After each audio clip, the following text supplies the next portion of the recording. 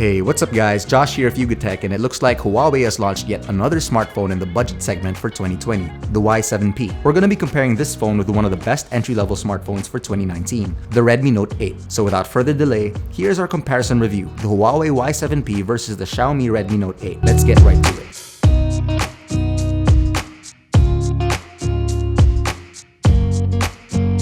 Alright, so let's start off with the aesthetics. The Huawei Y7p features a premium glossy design that at first glance would make you think that the rear of this phone was cladded in glass, but it's actually just polycarbonate. It's got this holographic border effect that you can see at different angles, which does help it stand out. The frame convincingly also looks like it's made out of aluminum alloy, but it's actually just a faux metal finish over polycarbonate, which is just a fancy term for plastic. What really caught my eyes though was the front camera, which gets a punch hole design that I'm really into, but we'll get more into that later. The Redmi Note 8 on the other hand shares a similar design element accompanied with a plastic frame, but unlike the Y7p, this device gets a front and back glass design, both protected by Corning Gorilla Glass 5, and because of this, it does add some weight to it, but I can't deny that it does give a more premium, robust feel compared to a lighter phone. We also get a dot drop notch for the front camera module. Looking at the physical configuration of these two devices, we can find the power and volume rocker buttons on the right-hand side of the Huawei Y7p, speaker grill, micro USB charging port, and a 3.5mm audio jack at the bottom with the primary mic, noise-canceling mic at the top, and nothing on the left side except for the SIM card tray. It also looks like there's no notification light for this device, which is a real letdown as I find this feature very useful. On the Note 8, we get a similar setup with the power and volume rocker keys on the right side, speaker, Type-C charging port, primary mic, and audio jack at the bottom, nothing on the left except the SIM tray, and on top we get a noise-canceling mic and an IR blaster that enables you to control your home appliances via infrared. I found this feature to be a pretty convenient thing to have, especially when I can't find the TV remote. And finally, unlike the Y7p, the Note 8 has a white notification light at the top left-hand side of the screen to let you know if you missed any calls or messages. It's also worth noting that the Redmi Note 8's camera module sticks out more than the Y7p, but the free jelly case that comes with the unit helps protect the camera from scratches, as well as even things out at the back. Aesthetic-wise, I prefer the punch hole design of the Y7p way more than the dot drop notch found on the Note 8, which is a little dated, although I appreciate that the front camera of the Note 8 is located at the middle instead of the corner. Now, focusing over at the ports of these two, the Redmi Note 8 gets a USB Type-C port, while the Huawei Y7p still uses micro USB. Personally, after using a phone with Type-C, I don't think I'll be going back to using micro USB. I mean, I get that people might still prefer micro because it's more convenient to have, and if you haven't experienced Type-C, maybe now's the time to give it a go. The only downsides I've had so far with the Type-C is the fact that finding one when you don't have a cable is more challenging compared to a micro USB. If you want to know more about this, we got you covered. Just click the link above. Next up is the display. The Huawei Y7p has a 6.39-inch IPS LCD display with a resolution of 720 by 1560, while the Redmi Note 8 gets a slightly smaller 6.3-inch display, but unlike the Y7p, this phone's got a full HD panel with a resolution of 1080 by 2340. To be honest, I'm still not sure why phone companies are still placing HD plus panels on phones today. If you're used to phones with 720p displays, then this shouldn't be a bother. But if you're coming from a phone with a 1080p display, I'm sure you'll notice the difference, especially when reading text or looking at icons which tend to look pixelated and blown out. I'll give this one to the Redmi Note 8. Powering these bad boys are two different kinds of chipsets.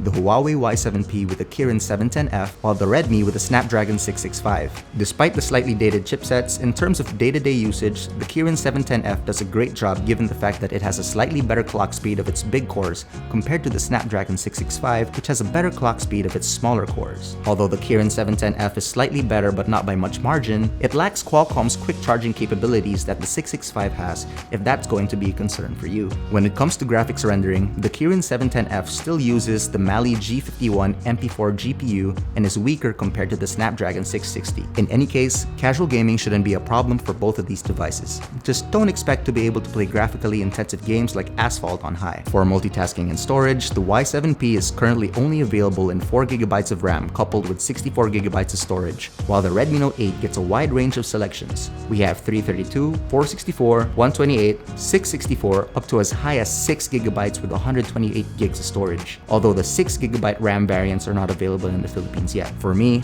I've been happy using the 464 variant. I don't really advise on getting the 332, as you'll realize that 32GB is not enough for internal storage nowadays. But it's great that they give you this many choices. As for external storage, we're happy to see that both the Y7p and the Note 8 have a dual SIM tray with a dedicated micro SD slot of up to 512GB of expandable storage. Moving over to software, the Huawei Y7p gets EMUI 9.1 based on Android 9 Pie out of the box, while the Redmi Note 8 has their MIUI 11, which is also based on the same Android version. EMUI and MIUI have been one of my personal favorite skins for the past couple of years, and I really appreciate their clean and snappy user interface. I guess one thing that bothers me about these skins is the bloatware that comes with the software, which isn't really surprising anymore. When it comes to navigation, we get gesture controls for both devices. I don't really use the default launchers as well, and usually go for third-party ones. But since Huawei lost its Play Store privileges, I can't download those third-party launchers in even some apps, which was enough to set me off. Huawei currently has a fix for the absence of Google services with their Huawei App Gallery, and although it looks really promising,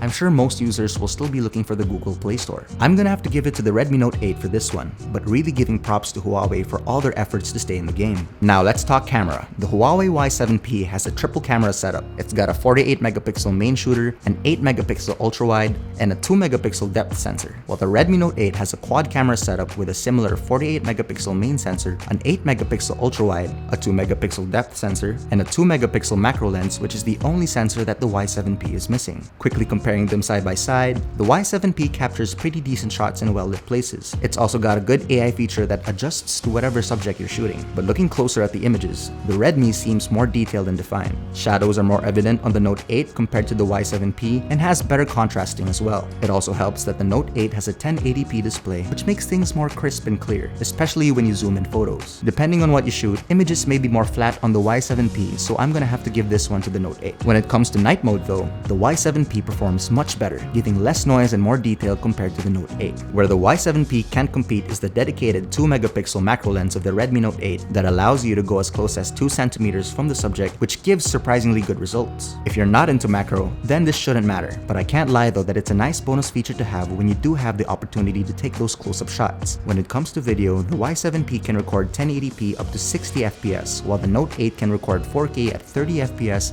and 1080p up to 60fps. Do keep in mind though that playing or recording 1080p videos on the Y7p will be downscaled due to the 720p display of the phone. As for the front camera, the Huawei Y7p has an 8MP sensor, while the Redmi Note 8 has a 13MP sensor, both capable of recording 1080p at 30 frames per second. The Y7p captures more vibrant colors and has a darker contrast, but with less detail compared to the Note 8. Anyways, here are a couple of selfies to show you how the front cameras of these two fare.